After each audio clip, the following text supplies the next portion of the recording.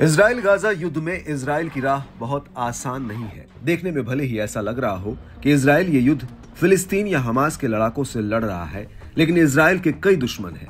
Gaza, Lebanon, Syria, Yemen, Iran और Iraq जैसी ताकतें इजराइल के खिलाफ खड़ी हैं। इजराइल के हमलों का जवाब देने के लिए उसके दुश्मन आत्मघाती लड़ाकों की भर्ती करने से लेकर नए हथियारों तक का बंदोबस्त कर रहे हैं।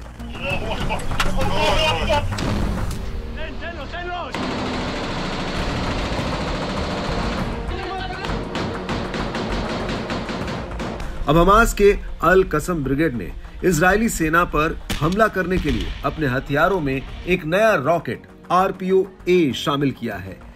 यह रॉकेट रूस द्वारा निर्मित एंटी फोर्टिफिकेशन शेल है। इसे श्मेल नाम से भी जाना जाता है।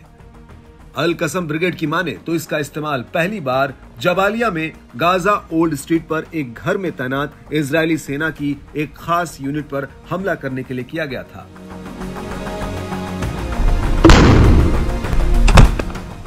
रूस द्वारा निर्मित इस पोर्टेबल रॉकेट की खूबियां जबरदस्त हैं, जो किसी भी युद्ध में बड़ी भूमिका निभा सकती है। आइए जरा इसकी खासियत से आपको वाकिफ कराते हैं। इस पोर्टेबल रॉकेट की अधिकतम रेंज 950 मीटर है।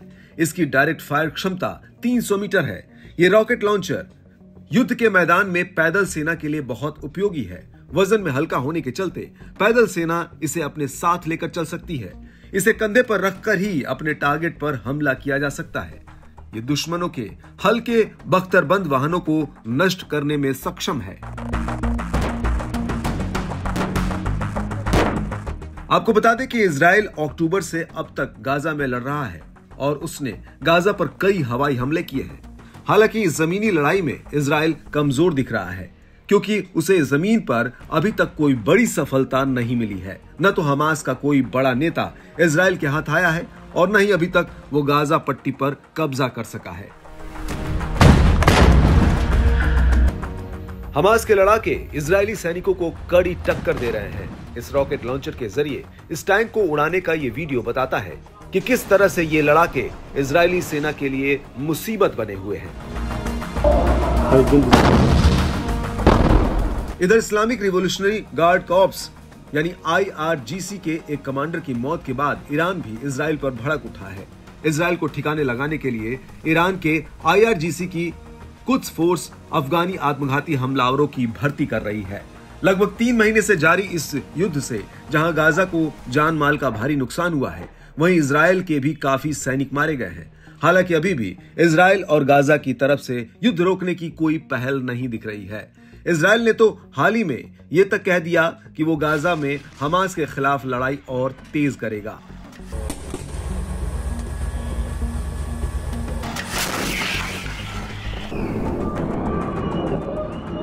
इधर ईरान ने भी अपने कमांडर की मौत का बदला लेने की कसम खाई है। ऐसे में इजराइल के लिए भी ये युद्ध बहुत आसान नहीं है। उसे हूती विद्रोहियों के हमलों से लेकर ईरान तक के हमलों को झेलना है। दूसरी तरफ युद्ध के कारण इजराइल की अर्थव्यवस्था पर भी काफी दबाव बढ़ रहा है।